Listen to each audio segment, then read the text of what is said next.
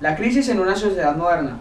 Al agonizar el siglo XIX, bajo un tiempo de modernización a vapor, la época fue una fe ciega para el desarrollo del capitalismo.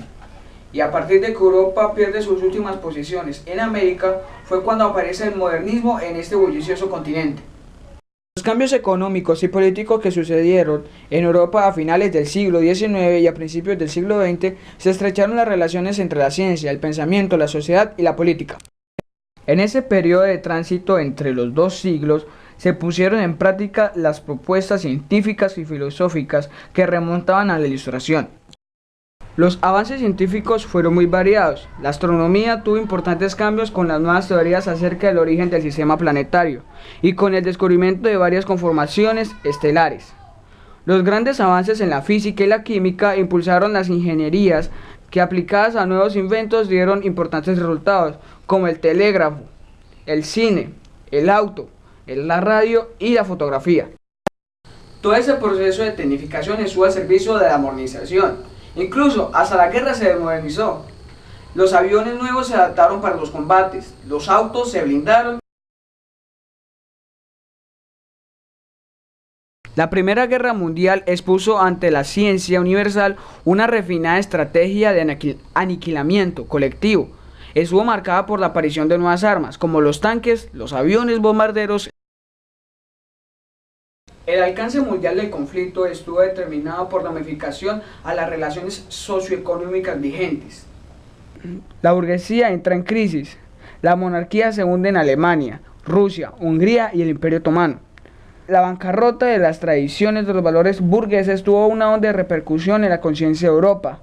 En la juventud se instauró un sentimiento de inseguridad y desorientación. El torbellino social de la vida moderna fue alimentado por muchas fuentes.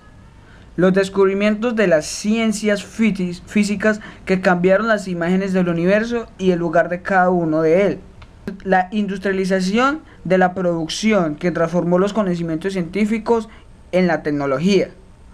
Las alteraciones demográficas que separaron millones de personas de su hábitat ancestral.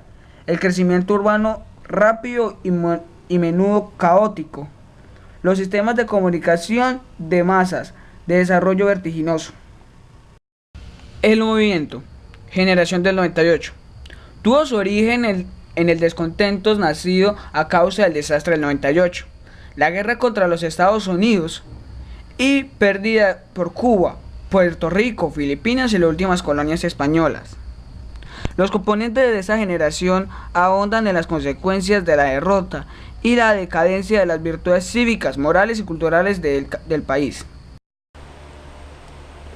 Los rasgos que caracterizaban a esta generación son los siguientes: un nuevo concepto de España, profundo amor y comprensión de Castilla como alma y ser de España, los seres humanos y el paisaje, acusado de individualismo, a pesar de las coincidencias temáticas y espirituales, aficionados a la reflexión y buenos lectores de la lectura pasada, tuvieron como guía al pesimista Federico Nietzsche, reaccionan contra el positivismo del siglo anterior y tratan de profundizar en el ser de España.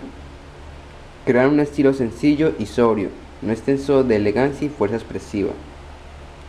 Su ideología más próxima fue la liberal de tono socializante. En su juventud cayeron en el anarquismo, pero se fueron inclinando hacia actitudes más conservadoras.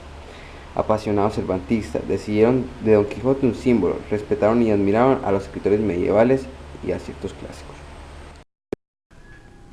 Las figuras de la generación del 98, con los nombres de Unamuno, Baroja, Machado, Azorín, etc., cada uno de estos escritores tiene su propio estilo y da a sus obras un sello inconfundible. A continuación veremos qué profesión realizaba cada uno.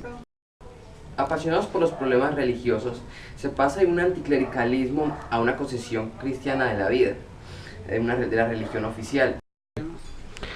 Ángel Ganivet, 1865 a 1898. Su pesimismo lo condujo al suicidio en Rigán.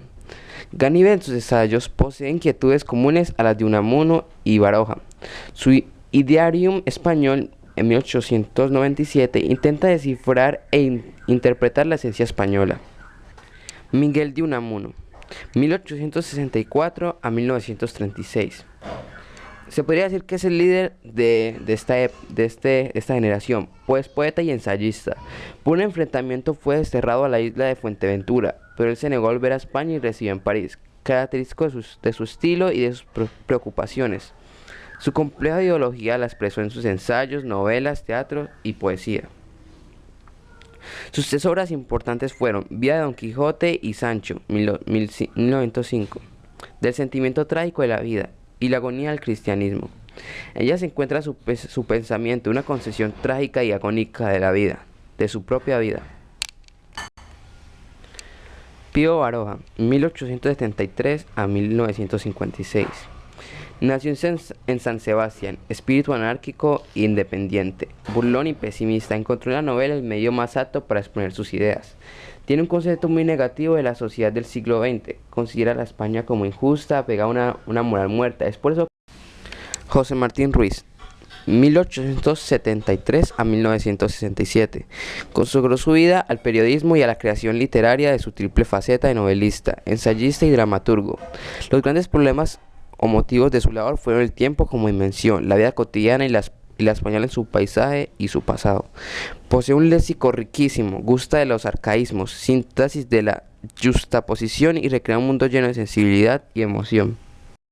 Antonio Machado, 1875 a 1939, sevillano de nacimiento y castellano de corazón, dedicó sus últimos años a la reflexión filosófica, escondida tras los seudónimos de Juan de Mairena y Abel Martín. En 1903 publicó su primer cancionero, Soledades, ampliado años después con el título definitivo de Soledades, Galerías y otros poemas. Ramón del Valle Inclán, 1866 a 1936. Su extensa obra, poesía, novela, teatro, crítica, se viven dos épocas diferentes. La primera arranca en las corrientes poéticas del siglo XIX, como son el simbolismo, el modernismo e impresionismo, y la segunda en conexión con el vanguardismo y otras formas.